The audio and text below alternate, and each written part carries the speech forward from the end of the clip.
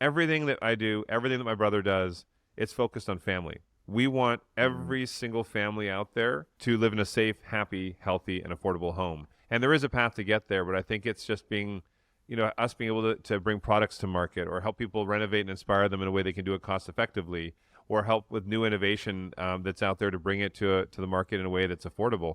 These are all things that we now have a bit of control over to help families. Hi, this is JP Newman on Investing on Purpose, and today is the day you finally get a chat with Drew Scott.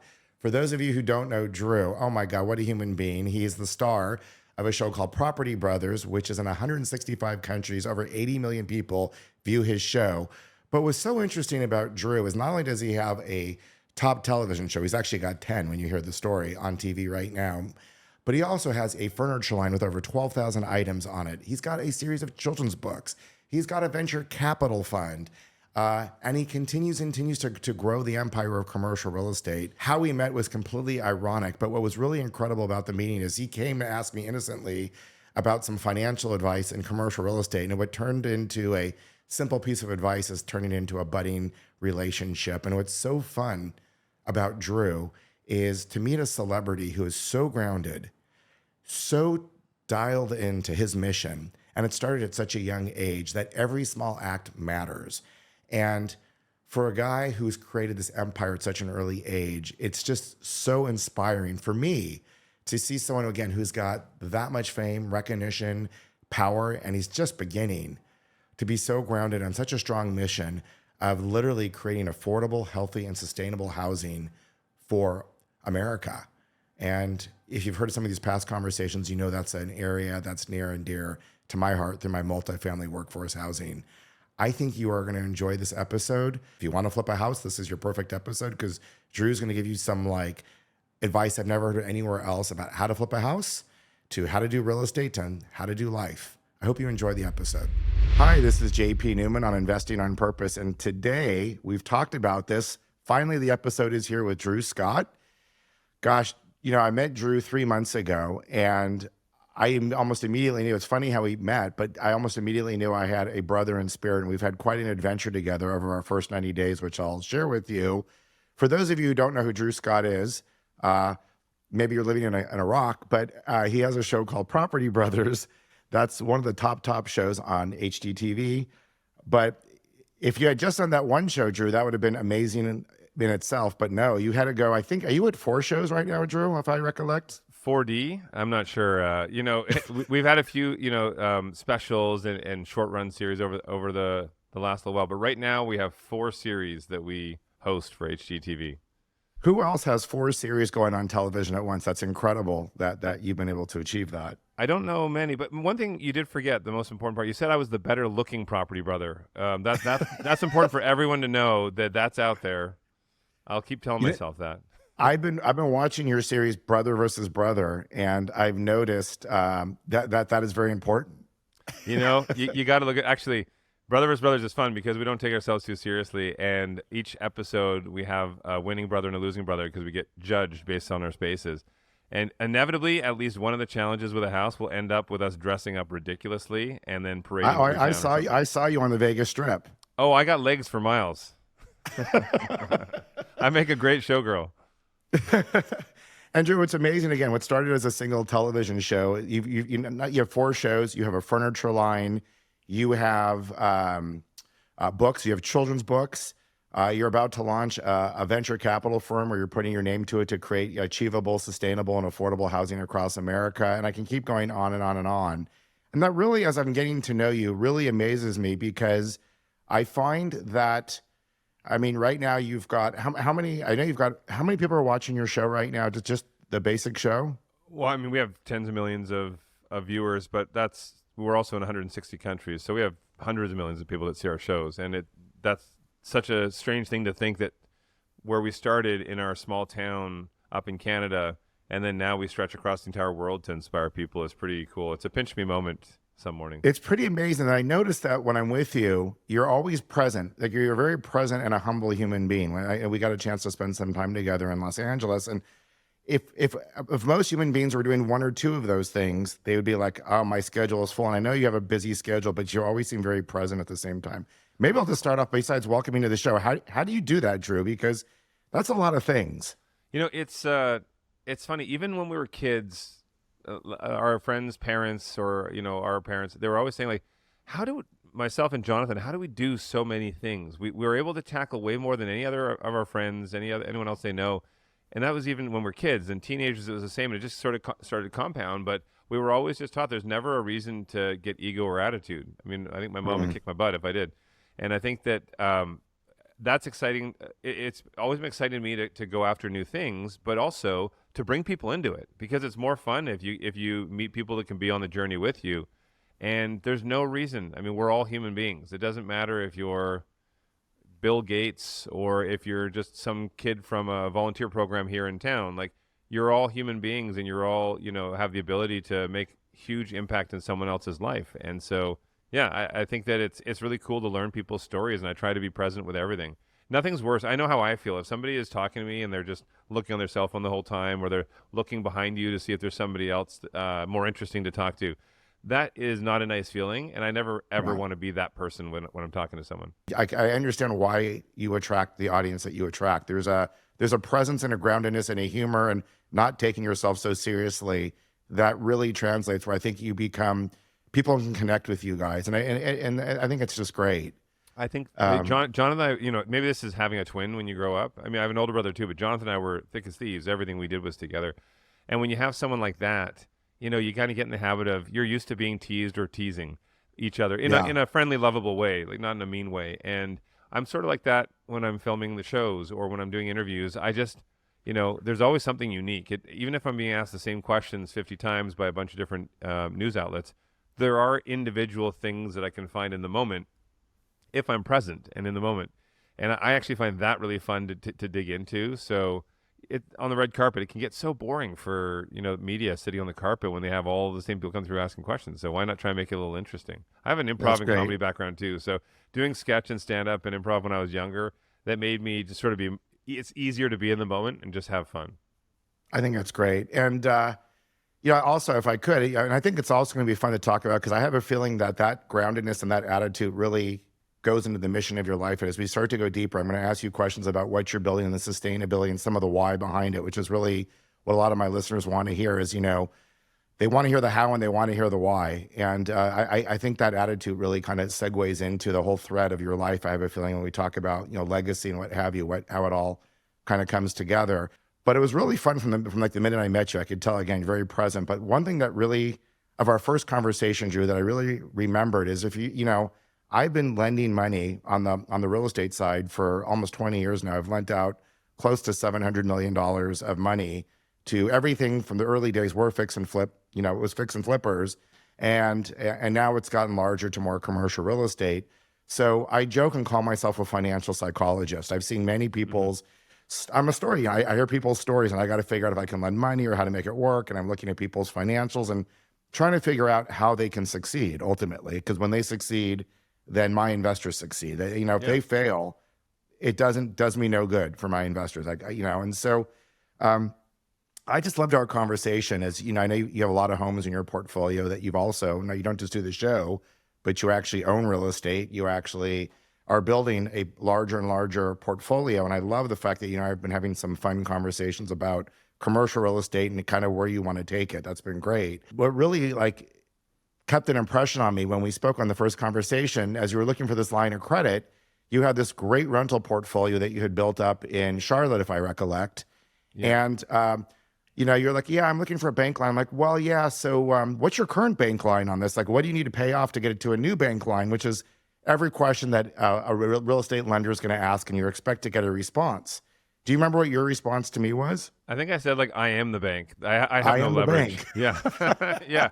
I put money in, but I didn't have anybody any lenders yet. So yeah, it's a little different than your highly leveraged questions that come in, probably, right?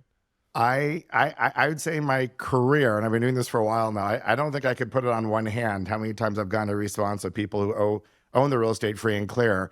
And by the way, even for myself, having a lot of investors, as I get older, I love owning some real estate assets free and clear, and that's probably another conversation. But I have to say, like, there's certain things I have paid down, even though I know mathematically it's better to have leverage on them, and I know it's better from an investor perspective.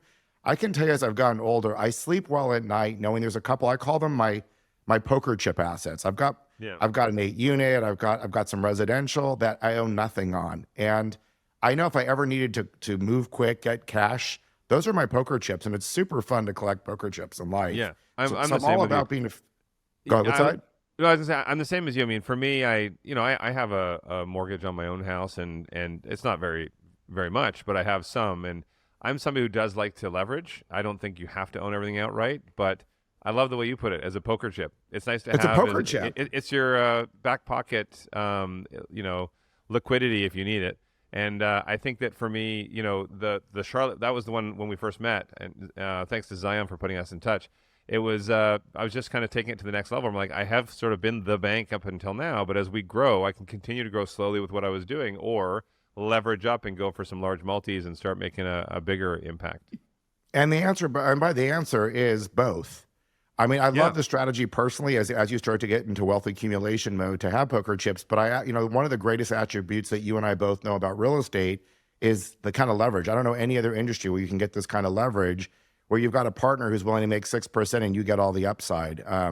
That's something pretty special about our industry.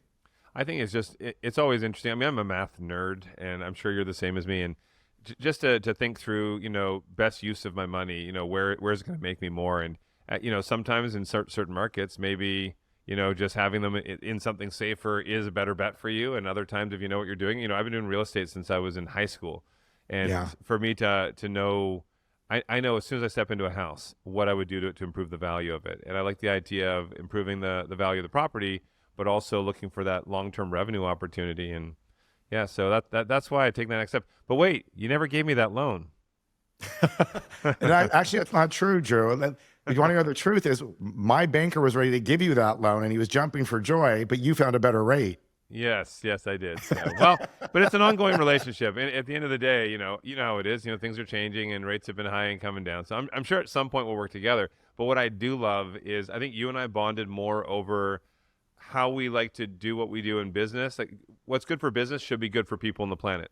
And to Definitely. be able to see that energy and excitement in you and how you've supported so many people and the inspiration of your podcast. I mean, that's pretty exciting. So I'd love to be here and Thank be a part you. of it. I want to ask you a question, but before we jump into that, because I do want to get there about our vision, and I actually want to have a bunch of questions for you.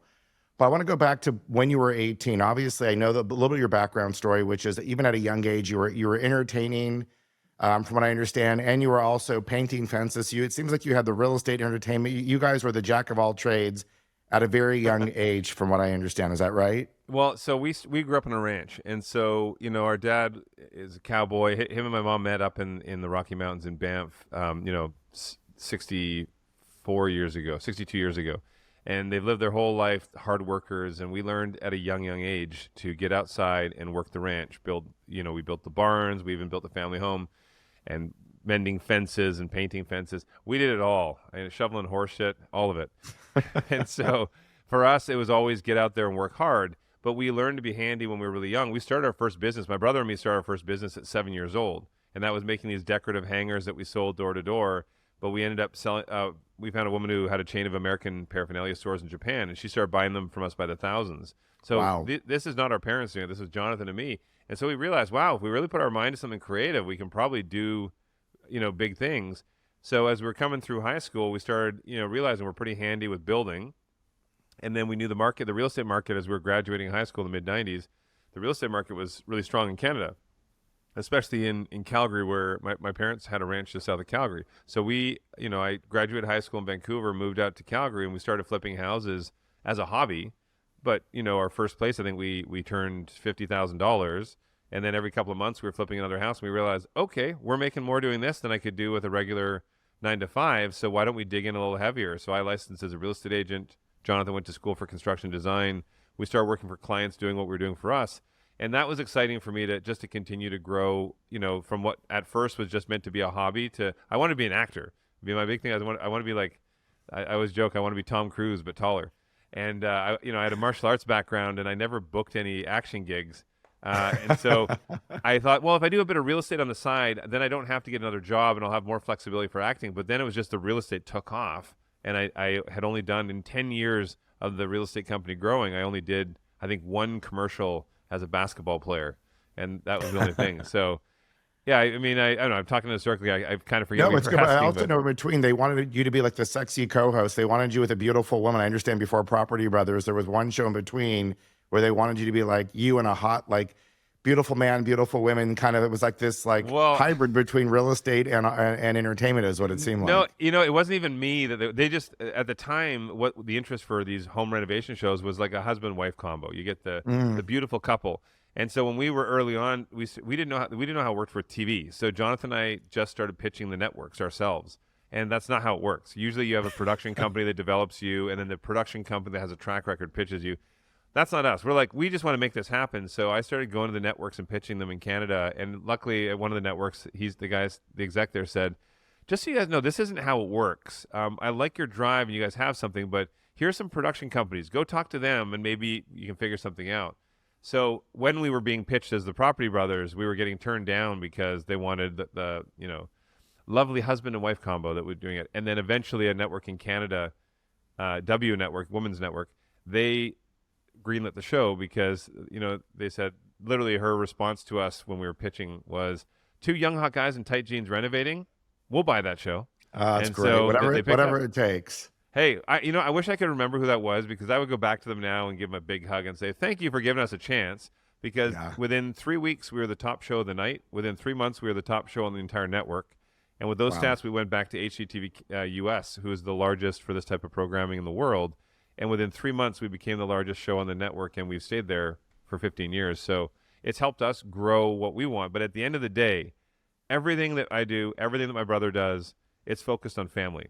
We want every single family out there to live in a safe, happy, healthy, and affordable home. And there is a path to get there, but I think it's just being, us being able to bring products to market or help people renovate and inspire them in a way they can do it cost effectively, or help with new innovation that's out there to bring it to the market in a way that's affordable. These are all things that we now have a bit of control over to help families. It's great. Drew, one of the things I noticed, which I thought was interesting when I was doing a little research on the show, is these are real budgets. In other words, these people have to pay. It's not like, a lot of shows, the show pays for the whole thing. And, I know they get a little furniture or something, but basically you're holding them accountable to their house, their beauty, but at a price. It's not just like, let me wow the audience with the prettiest house at any price that this person couldn't realistically afford. You really make sure that they have to make hard choices. And that really is baked into your passion for affordable housing and not getting people over their skis is baked into your show. Absolutely. Yeah, I mean, that's the main thing. If we just were giving these house renovations to everybody, I don't think they would appreciate it as much. These homeowners are working hard to raise the money to be able to afford what they want to do. We're really good at what we do. I mean, we're the largest. I don't think there is a larger production company than us when it comes to home programming. I mean, we produce 16 series in all different genres, and we host 4 of those that are home renovation.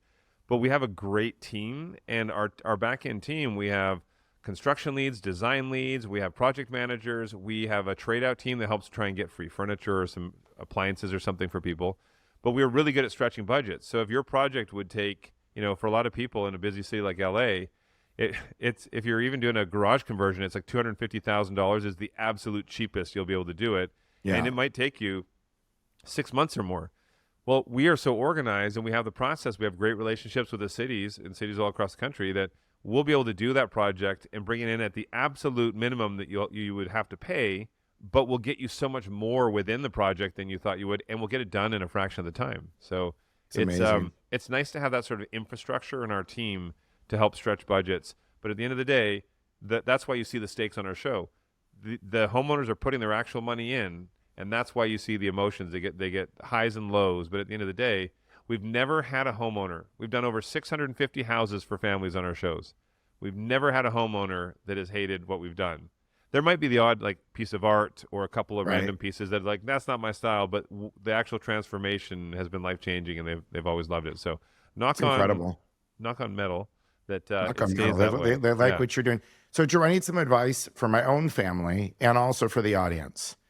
So my son just got into college. He's a senior in high school. And we were hanging out together like 2 months ago, and we were actually in the hot tub. This is the good father and son time at night. I get his attention for like 1 hour, and I looked at him and said, "So what do you want to do? You know, what do you got? Yeah, you've got into college. What do you want to do?" And he looks at me, he goes, "Dad, would you teach me how to flip a house?"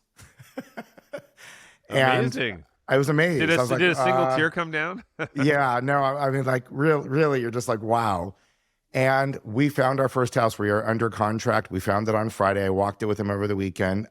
And, I really, more, and my dad actually, I did this. I made no money, but I flipped my first house, and it was not as successful as your first flip, but that's a whole other story in itself. I'm really trying to be a good parent here, and more than the money or the profit is the lesson in the flipping of the house. And he has a great mentor outside of me. I'm going to be more like the parental, but I actually want to let him go. But if you could give the audience or my son, everybody thinks real estate's easy. How many people, oh, I'm going to make a lot of money in real estate. And you and I both know most people fail and don't make money in real estate. So if you were to, whether it's a first-time flipper or someone who wants to get in the business, how do you think, what is the formula for success that you found that works for you that you see out there? I don't know. I mean, I think that one thing, real estate aside, just in general, so many people like to talk. They like to talk and they don't like to listen. And I think that a lot of times opportunities are missed because somebody's too busy, whether it's an ego thing or an insecurity thing, they're too busy talking and they're not asking the right questions and listening. So I find that sometimes, if you can really understand what the other side is, what's important to them, because I actually I don't think I've ever gone into a deal where I've just lowballed hard and tried to get a steal of a deal. And I thought that was a win. Even from a young age, I think it's how our parents raised us is I want to walk away from any partnership or transaction where we both feel like it's a win, both sides. So once I understand what's important to the other party, then I can understand what I can bring to the table that still works for me but makes them happy. I try not to leave a whole lot of opportunity on the table, but still there are ways to be very happy on both ends and walk away. So maybe that's one thing that's been great for us, and whether it's our shows or personal investments, is I truly do care about the other side. I want to know why they're selling or why they're getting rid of this property, and if there's something that I can do that can make them feel better about the deal. Yes, I mean that's probably a big thing for me.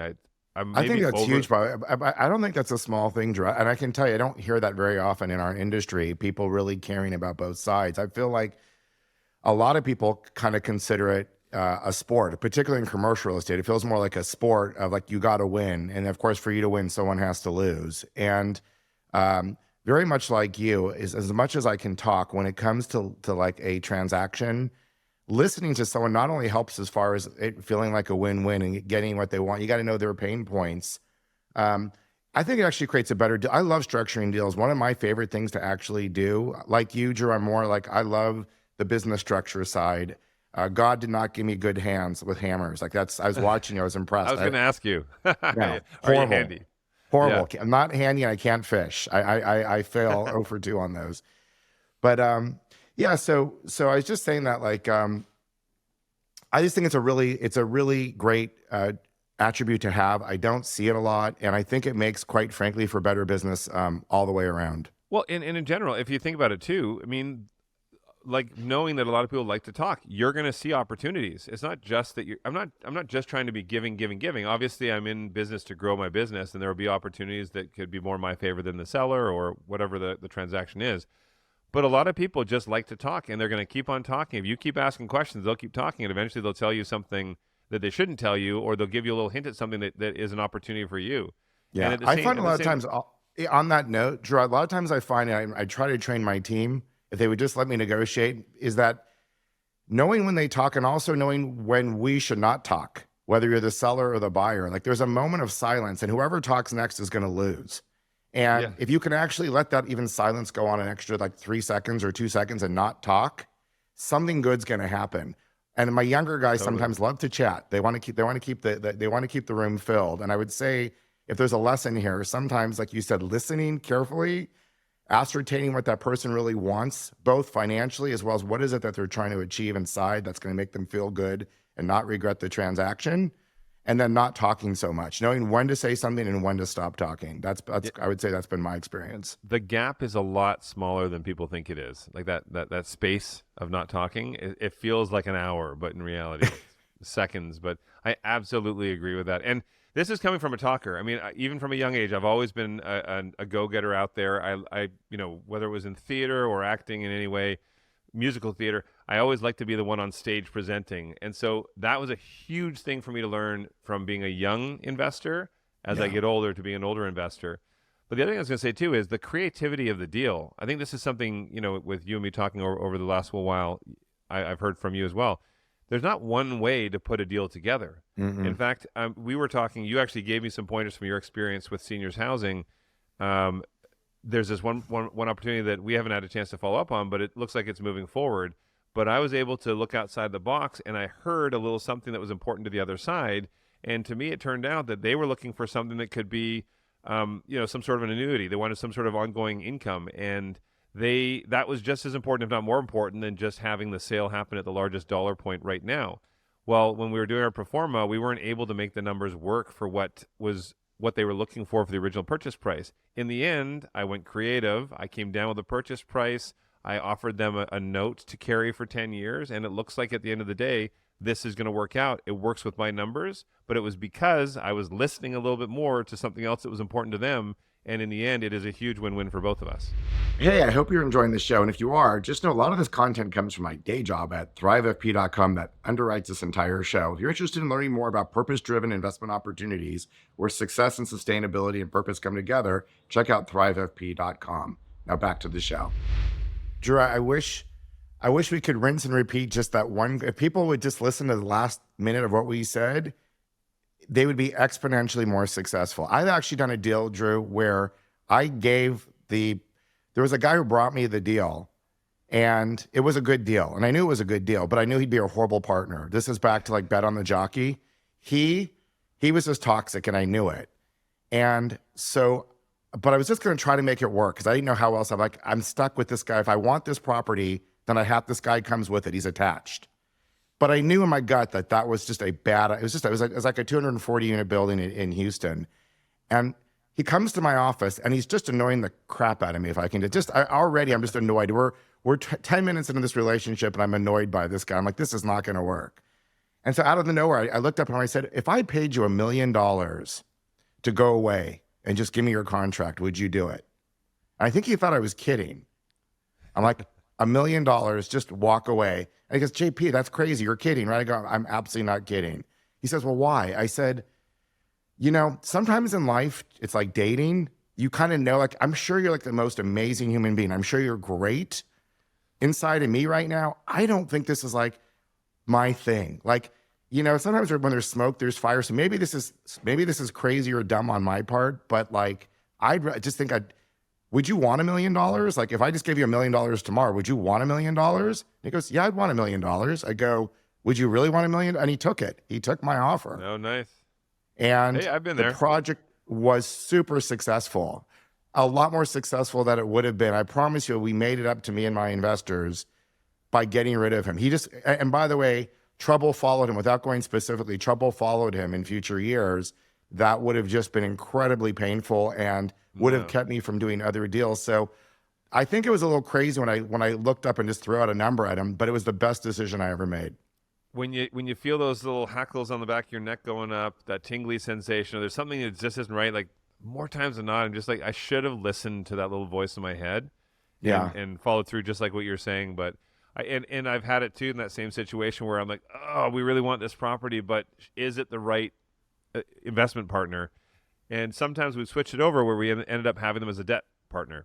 Yeah. And so for us, it was a little easier because then we had the opportunity to refinance and move them out when we had to. But I don't like working, to be honest, we call it our no bullshit policy and no asshole policy. Am I allowed to swear on this? I'm not sure. Totally. Okay. But in Great, reality, that's what Jonathan and I say. It's we don't hide anything. You will know how I feel, whether you want to hear it or not. I will say it because at the end of the day, for me to grow a long-term relationship, I'm not in this game. I'm not in anything that I do that's for a short-term relationship. Yeah. But if we're going to have a long-term relationship, I can't harbor anything. I need to be able to say it and get it out, and we work through it. And if you're not able to do that on your end, then that means this isn't the right partnership. And the same goes with, I don't care if this is the best property in the world. I don't care if you're Brad Pitt. Mind you, he was a really sweet guy. He was a very nice guy when we worked with him on Celebrity IOU. But I don't Nice. care who you are. If you're an asshole, I don't want to work with you. I don't need that show. I don't need that property, because at the end of the day, it's more important for me to enjoy this process and enjoy what I do. And we have so many amazing people that we work with in all our different companies. That's what I want to continue to have and continue to grow. I don't need to partner with somebody who's a jerk. You know, Drew, when you say that, a lot of times on my show, I'm talking about what money is and what money isn't. I've half jokingly, some of my friends call me the money mystic, and it's not because I'm so mystical. It's just, how do you demystify money, and what is the energy? Like, what is the energy or the currency of money? Like what money is and what money is not. And I feel like what you're talking about is a lot of looking at currency as this fun way. It's like this fun wave of energy, and when you can connect with great people and do great deals, it exponentially creates better profits.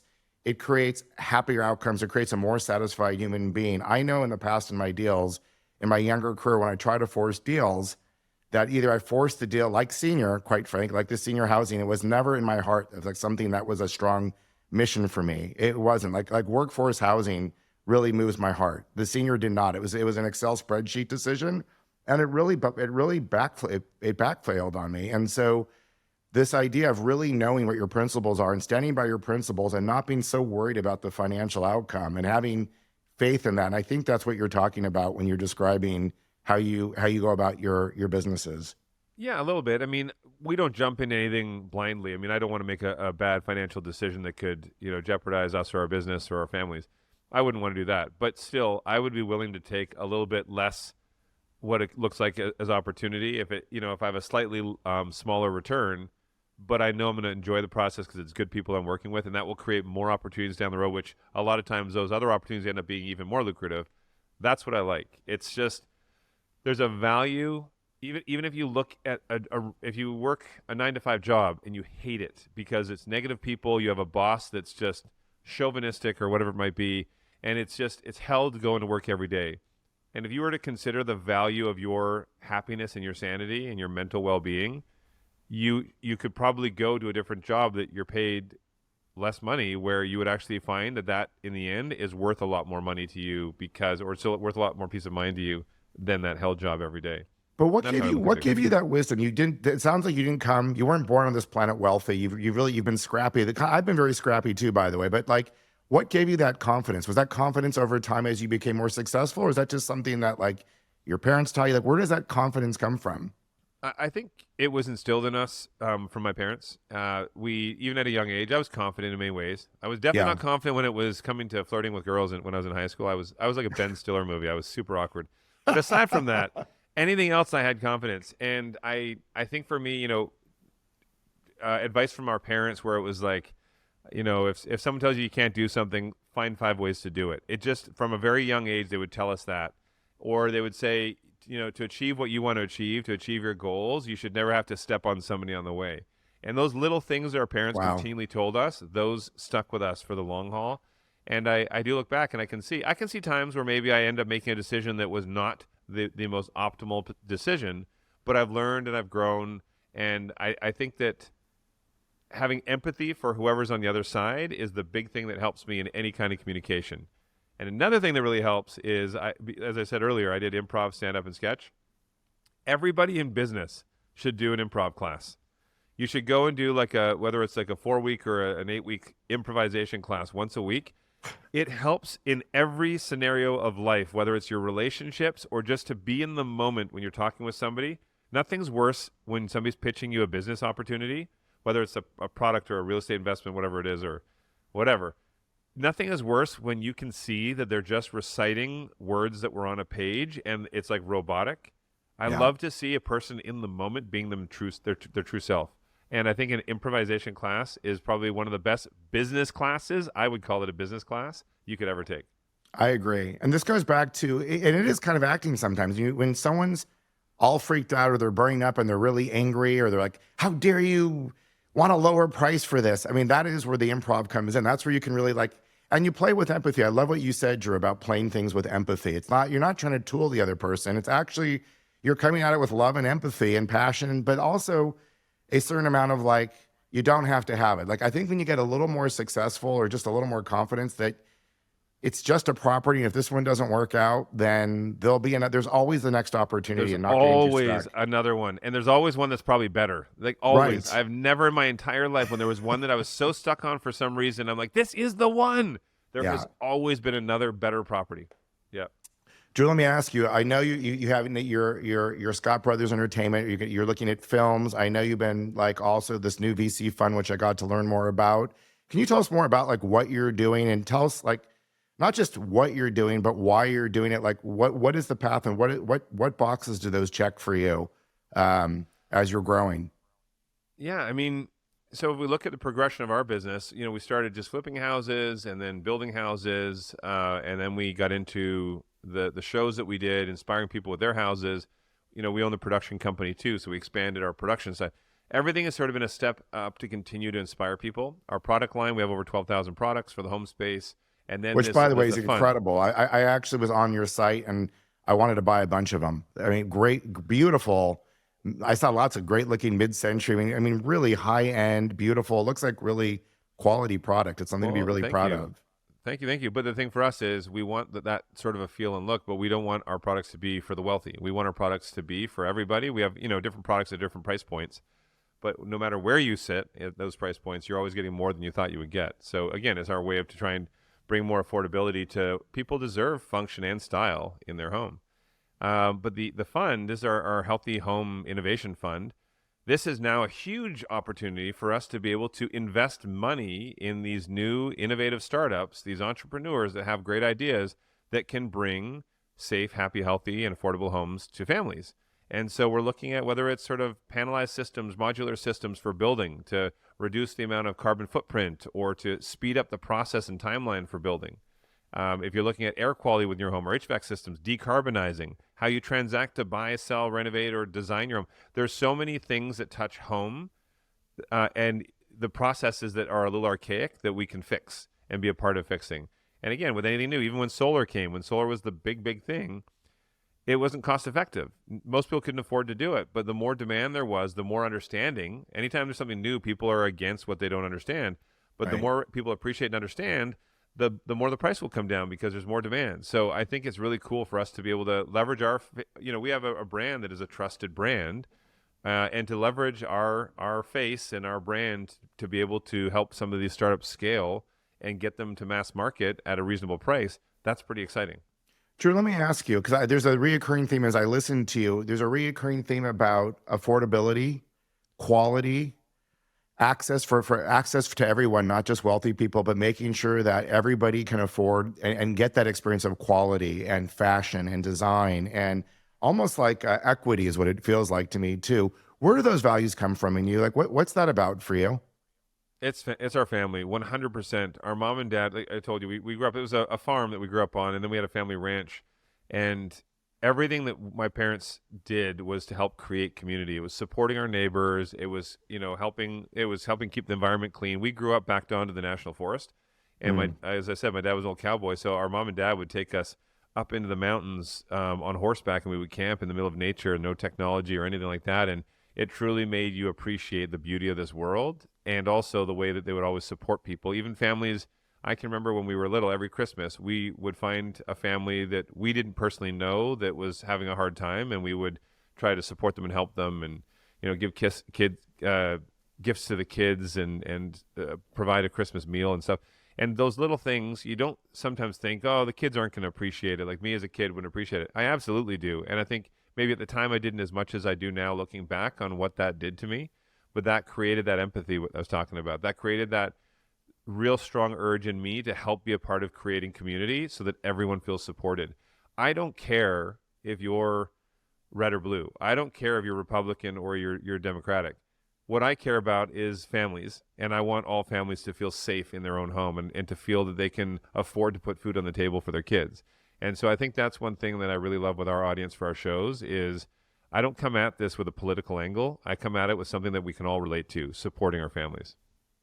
Drew, I think that is just amazing. And and I know, knowing you as, only we've known each other a short time, I know when you say it, you mean it. And that's rare, because sometimes you get, celebrity greenwashing about the environment, or you get celebrity, not in a bad way. It's just they care, but the caring's not as deep. And it feels so rooted when you say it, and now getting to know you, I feel the root of that. And it means a lot because you are in a position, from the 7-year-old kid, painting fences, you're now in a really influential position to really effectuate it. And you are. And even with hearing more about this fund, you really are in a position to change technologies and make them, helping people save energy while saving the planet without any political angle or feeling good. You're not doing it to feel good to yourself. I think you're just saying that's just what people do. When people care about people, you just take care of each other is what I'm hearing you say. Yeah, and it's really heartwarming for me when I meet someone like yourself, or even like our partners with the fund. If you've heard of Hopewell, is a large real estate logistics company, and Sanders, the owner, is the same. He's got a big heart and he likes to support community. And these are the kind of people I want to continue to partner with for the long haul because we're going to make change. Everybody, it doesn't matter if you're just one person on your own and you don't need to be a millionaire. You can make a world of change in someone else's life. And that's always been my philosophy. Big or small, even if it's just opening a door for someone and saying good morning, there's a little something that you're doing to support someone else that maybe that could be a big change in someone else's day. And I like that. From the big to small, we can always make a ton of changes. I love it. And you and I have talked a little bit about on my nonprofit side. It's been a clumsy, one step forward and really learning what people actually need in workforce housing. And I think you and I really share a similar heart on really wanting to create equity. And actually, for me, part of it comes from, especially in the business of apartments, where I want them to feel seen and heard and valued. I mean, not just pieces of traffic, not renters, not commodities who live in an apartment building, but residents and clients. And I have a responsibility to them. And it's funny, it seems so basic and so obvious, but when you start even changing your words of the relationship, it changes everything. And that's really what I yearn for, whether it's through the nonprofit side or the for-profit side, is what can I do to create value and show that I recognize and value that you are my client. You're not a renter, you're my client. And what can I do to thank you and show you that I can create maximum value for you? And I think you're saying the same thing. I think I'm doing it more in multifamily. You've been doing it with residential, and now you're expanding into these new areas. But I think we share it and just express it a little bit differently. Well, doesn't it feel funny in business? Because there are a lot of people in business that it's all just an Excel spreadsheet, like you said. Human beings and emotional connection to people doesn't matter. Community doesn't matter. The largest, highest and best use for this property. What's the most revenue we can generate from this property? Right. I have no desire just to pack as many doors onto one lot as possible. If I could create something that is beautiful, that still is a great return. Like I told you, I don't have any investor partners right now. We've grown what we grow, sort of grassroots and organically ourselves. But I will have investment partners at some point. And obviously, when we have this fund, when we start allocating funds, we will have investment partners. But I think all the people that we have coming on board, they understand that there's a slightly different approach here. And it's an approach that maybe this one investment will not be the largest return, but what will happen in the end with what we do to change society in a positive way and grow in a positive way, that's immeasurable. Like it's going to be pretty phenomenal. And I'm excited to continue to grow the partners that we know, that it's not just about the bottom line for them. Yeah. It's one about making a return, but it's also about doing it the right way. Drew, if you think about it too, of all the things out there in the world, of all the products and services, think about your home. People talk about, I want to capture someone's attention for 14 seconds. Well, guess what? In your home, that is their experience most of their life. It's where they sleep. It's where they share experiences. So are you giving them good air quality or bad air quality? Are you using the cheapest glues on the floors that outgas certain dangerous chemicals? Or are you spending a little bit more so that you're not outgassing? And I can go on and on with apartments. And these are hard decisions. And I think our industry, my industry, multifamily, still has a long way to go. And I still think I have a long way to go. I've woken up and, we do best practices, but there's a long way to go. But I guess that's part of the journey. And I just, I appreciate your time. I'm going to ask you one final question, and legacy. Like, let's talk about all this. So, I mean, you're young. This empire is going to continue to grow. I mean, you're low leverage, Drew. I mean, come on, this is going to go and go and go. And so, have you thought about, for you, looking back, like what will be like? I did it, man. That was rad. Like the journey now, I'm sure is just amazing, just as it is. If you did nothing else, it would be an amazing journey. But if you could paint your own canvas and just paint it any way you want to, and you're looking backwards, and you and I are talking in 10, 15, 20 years from now, have you thought about what legacy looks like? Yeah, I mean, it's, one thing that I think a lot of business people will struggle with is that balance of their personal life and their business life. I'm very, very driven, but I find it's really hard to make sure I'm still present for my family. I have a 21-month-old, and my wife's due in a few months with our right. second. And so for me, I want to make sure that this whole push that I have and what I want to do to help impact, community is not all in sacrifice of my personal relationship. And so that's going to be an ongoing balance for me to always remind myself, okay, stop, slow the brain down. Let's focus here and be present for family. So that's one thing. I want to look back in 15, 20 years and be like, I did do that. I was there, I was present, and I was a big part of Parker's life growing up and our new baby. And then aside from that, on the business front, I think for me, from where I was to now over the last 15 years, I can see, with the shows and our independent investments outside the shows, we've helped over 1,000 houses, like families with their houses. So to be able to continue from that, to scale that up to another level where across the country I can inspire, be a part of change, policy change, I have a trusted brand and hopefully utilize that in a larger way to inspire people or be the right leadership. Who knows? I mean, I can't be president because I was born in Canada, but who knows? Yeah, nowadays you can be born anywhere. You can be any age. You can do anything you want, Drew. I will. All right. I will be president of the world. All right, Drew, go. Make this change. Well, Would you like to be my VP? I'll do it. It's a pretty thankless job, but maybe I'll do it. Hey, Drew, I really want to thank you, and I want to acknowledge you. This is my third season doing these shows. I've really gone for quality of people versus quantity. Some people are podcasting every week. I'm not, even though Alex, my producer, wants me to. But it's these conversations that really inspire me. It's not just me inspiring the audience. It's like finding individuals who get, like, through currency, we can make the world better, through the energy of currency, and being conscientious about it, what we can do. And I just think you're such a shining example. And just hearing how you think about it, it inspires me. So thank you so much for taking the time. Thank you. A great conversation. And hopefully I have some more awards galas I can invite you to when you come to town. Please. But yeah, I really appreciate everything that you do to give back to community. And I look forward to us. We will work together on the business front at some point. I know we will. I already feel it. I'm in. Hey, hope you enjoyed that episode with Drew. To see someone so humble, so present. And I loved his answer. What's the secret to flipping a house? Listening to what the other person needs and getting the deal done. So cool. A true servant leader. Anyways, if you like the episode, if you like the podcast, please support us. Like, subscribe. We are growing.